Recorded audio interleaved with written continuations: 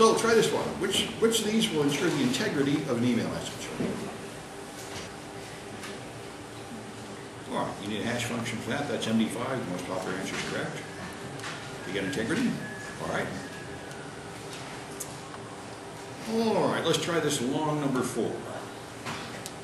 System encrypts data prior to transmitting it with symmetric algorithms. Okay. All right. The first one is the only true one. The symmetric algorithm uses the same key to encrypt and decrypt. The rest of those are silly.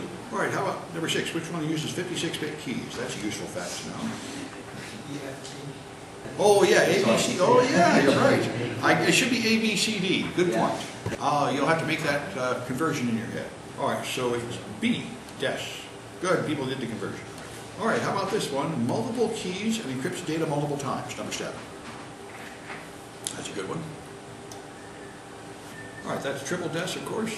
You would never do anything silly like that except if you're trying to break a broken system, like you have a leaky pot, so you put it in another leaky pot. All right, which one of these uses prime numbers? Should we do number 9 here? Prime numbers to generate keys. All right, and that is RSA. RSA is the system that uses the prime numbers and multiplies them together. That we talk about most of the time. It's the standard on the web. It's probably not really the best mathematics to use, but it was the first and it became the standard. And it's secure. The only thing wrong with it is it's kind of slow. It's wasting a little processor time and power. All right, so let's try 11 here. A website includes graphic images, and they're comparing a hash or something. So what are we looking for? They're looking for steganography. They're thinking somebody might have altered that image and hidden a message in it. That's what you would normally you would never do that. This is why you look at the hash of a message and compare it to the hash of what should be the same, a picture. You compare it to the same picture later. You're thinking somebody altered that picture. All right.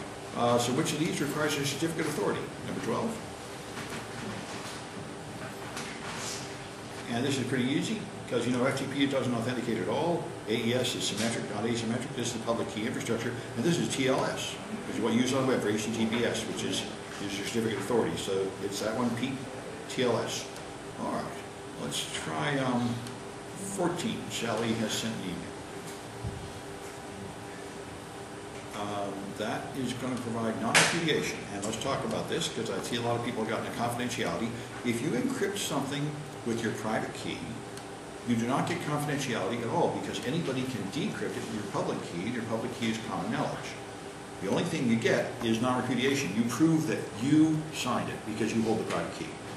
That's what a signature is. You encrypt something with your private key. Anybody can use your public key to prove that you signed it, but it's not a secret at all because anybody can decrypt it. Okay? So it's more like a copyright? It's a signature. That's what it is. It proves that you signed it and nobody else. Just like a signature is not secret at all. Anybody can read it. Anybody can read the message. And that's just like helpful for like articles being posted online. If you like discover an exploit and you read a whole article on it. Yes, you could. In fact, people have been doing that, which hasn't been working too well. Jacob Applebaum, the WikiLeaks representative that runs the San Francisco base, is really into that.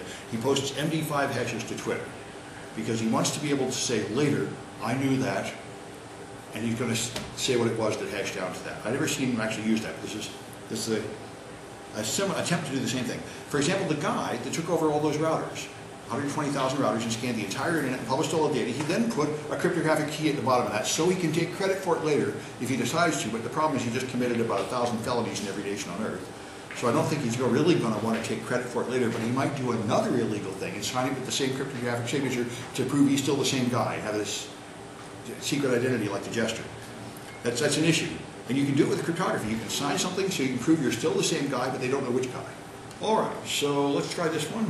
15, this looks like a standard question. Sally is sending data to Joe, and she wants to make sure nobody reads it but Joe. So what key does she use? All right. So if you want Joe to read it, you must encrypt it with Joe's public key. Good, the most popular answer is correct. That's the point. Public key encryption lets you attract secrets to you. Anybody in the world can use your public key and send you a secret. It's one way. If you want to have two-way messages, the other person has to make their own private public key and send it to you.